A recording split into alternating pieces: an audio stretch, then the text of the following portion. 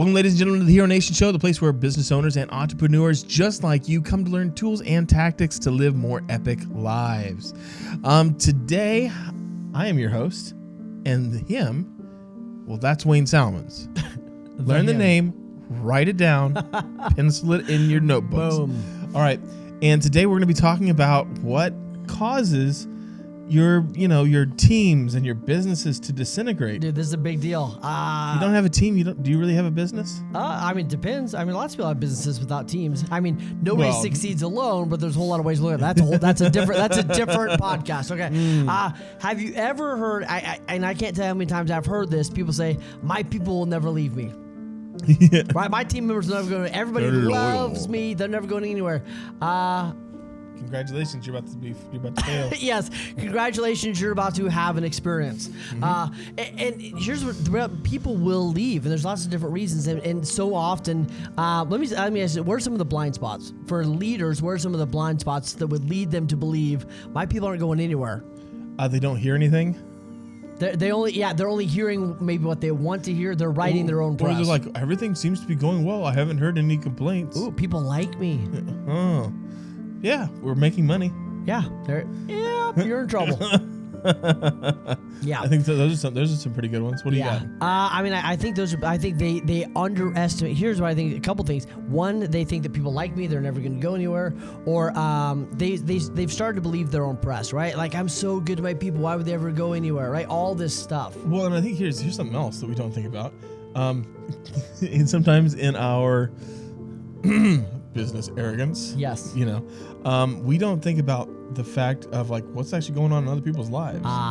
That's a big one, because I think that we take it super personal. Yeah, we bring someone on and we don't imagine that their life could be changing. Right, we kind of imagine that the goals they set a year ago are probably the same goals, and we got to touch. So let's go through a couple of these, and we actually wrote this article for Realtor, the Real Pros magazine the other day, which was kind of cool, talking a little about this. So here's a couple of things we came up with, which is why people leave. So is it cool if we go through some of those? Sure, let's go. All right, so here's some of the main ones. The first one is the absence of conflict. Yep. You're not fighting enough. You're not pushing enough. Yes. Yeah. Well, and what we've realized, and this is a big one for me growing up, I grew up in a house where I didn't hear conflict very often. My parents fought quietly and behind closed doors. I never got to see a really effective, good communication, right? And I've had to get better at realizing conflict is a natural part of a healthy business. Yep. So when we say conflict in a healthy business, what does that look like? What's healthy conflict? Healthy conflict is one where both sides get to kind of duke it out and say what needs to be said, say it in a loving manner, and everyone actually gets heard. Yeah. And because I think that's actually like 99% of most conflict. Here's how you know, like, you're not having conflict correct. Number one way, everybody's repeating themselves.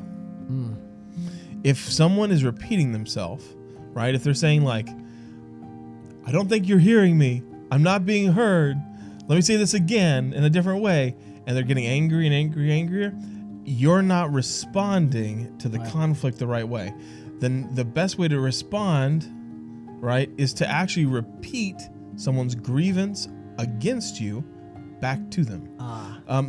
There's like a little formula, which would be kind of like, I feel, this is so like if I was angry at Wayne, because it brings back bad memories, or it does something like this. I just love saying Beatrice. Franklin. The name is Franklin. Or Beatrice. We don't know. I haven't seen a birth certificate. But continue with your analogy, Beatrice. So like his response would be, John, I am sorry that you feel like this because I did this. Now, that right there is like disarming technique number one. Yeah. And it is fantastic, because what it does is it releases that system of like, you know what? He heard me. Yes. And sometimes it also will clarify when you haven't been heard. Well, and I think it's funny, like in the last 3 weeks in the Fuel coaching, we've gone through like, how do you handle great conflict? Mm-hmm. And I think one of the reasons teams don't have great conflict is because they either have all out battles or nothing, and people don't realize that there's another way, right? And they're just ill-equipped. So I think lack of conflict is a big one. Yeah, and there's build up to battles. Battles Right. don't just happen. No. There's a build up to a battle. There's a pre-war that goes on. Yeah, you know. Yeah. If you want to get better at this, I would say, right, if you want to go deeper on this, jump into Fuel and go back and watch those calls, and that's a great place to start to get great at conflict. And then you got to be able to teach. You got to get great. Then you got to teach the people around you how to have great conflict. Yeah. So absent conflict is a big one. If you're not having conflict, there's probably trouble, because it's very unlikely that 10 people are all on the same page all the time. Right? All right. Number 2. This happens. The squeaky wheels only. Oh God. The ones that just always have the problem. Yes. And they just talk really loud and make everyone else freaking miserable. Yes. Well, what happens if you have too many squeaky wheels on your team? The leaders spend all of their time just trying to manage the squeaky wheels, and the problem is the high achievers unintentionally get left behind, and then all of a sudden the high achievers will leave. If you're the leader and all you're doing is putting out fires with the squeaky wheels, your high achievers are about to leave. So I think it's critical as leaders. Am I spending time with the high achievers, not just the ones that are having issues? Yeah. Well, and it's getting like that full pulse on your company, and not that's that whole deal of like reaction. Yeah. Or response. There you go. All right. Right. So your team is about to collapse. You just hit it on the head. Your team's about to collapse if you're spending most of your time in reaction mode. Yeah. Yeah. Because teams that work well have planned meetings. They have planned times where you have personal development meetings with each team member, so that they're able to voice their concerns to you, right? And then they're like, I feel like you teach them how to talk. Teach them how to have this conflict with you, and be like, they're like, I feel this way, and this way because we're not doing this, and this. Yeah. Or you can be like, hey, Wayne, I don't like it. That you're not showing up to work on time. So what do you say to people that go, well, that takes a long time? I find that absolutely and utterly ridiculous. As a business owner, because if the business owner is the breadwinner, you have a problem with your team. And the reality is that your team should be making the money. You should be taking care of your team, and your team should be taking care of your customers. Yes. If you don't have time to properly take care of your team, you don't really have a team. Right. No. And I love the quote that someone said. They go, it does take time. It takes time to sit down with your people. It takes time to dig this stuff out. It takes time to have great conversations, right? But anything else takes longer. Right? Meaning, if I don't spend the time with the people now, I'll tell you what, it takes way longer to have to go find new people because you lost great people because you didn't take the time. It's the same type of thing. Like, like if you ever did like the math on how much it actually costs to do a new hire, and you all of a sudden, like, depending on the job, you could be looking at anywhere in between $12,000 investment all the way up to a $25,000, sometimes a couple $100,000 investment. Easy. Like it's like, do you really want to do that again? Yeah. And I made that mistake so often because I'm so busy trying to make money that you end up neglecting some of the most important things. So I think, like you said, your team is about to fall apart if you don't have scheduled, intentional time with each team member. So I'm going to add one thing to that list. Okay. This is a big one. This is one to myself. If there are only ever problems and never rewards, your team is about to fall to pieces. I am not a complimenter by nature. I don't do that very well. It is something that I am learning to do on a more regular basis. So I remember, like, we'd have our team going, and I'd be like, if something was going good, I'd be like, right. Somebody go, I accomplished this big project, and you're like, awesome, you did your job. You did your job, like, cool. Right. So this goes back to like the wimpy handshake conversation we had the other day, right? It drives me crazy when somebody gives me like the limp biscuit handshake. They give you the limp fish. You will never get a limp handshake from me. And what else drives me crazy, John, Bettina, Bernice, whatever we're calling you, is a rock solid handshake where I think I'm going to pass out for a minute because it's so tough. So as teams, here's what I'm going to imagine. There's a balance between being all fun and games right? And loosey-goosey, whatever, and being rock solid mean. We have all these rules and guidelines and everything. And it's most teams that I've discovered is they err on one side or the other. Either they're the fun team where they don't ever have any accountability and they don't hold people to commitments, whatever, or they're so freaking rigid and strong that people leave because they're not enjoying the journey.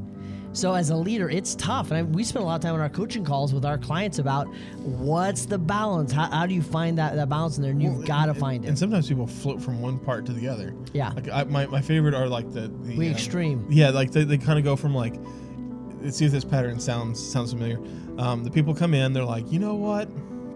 We're doing great. Everyone's like nice, cool, right. easygoing. Everyone's having fun on the team. Everyone's doing good. And then the bills hit, something happens. The owner comes in and he went from like your best friend, and the next thing you know, he's like, motherfucker, and he's just all over your face. And I see it happen all the time with people that are trying to be the nice, fun, lovable leader, and then all of a sudden it gets bad enough and they freaking go all the way to the other extreme. Right, it's like Dr. Jekyll, Mr. Hyde. Not being able to deal with conflict well. So I think that's huge. If you find you're spending too much side on one side or the other, your team is probably going to have some issues here real soon if you don't find a healthy balance. So I think the other thing why a good indicator your team is about to implode is you're picking up everybody's backpack.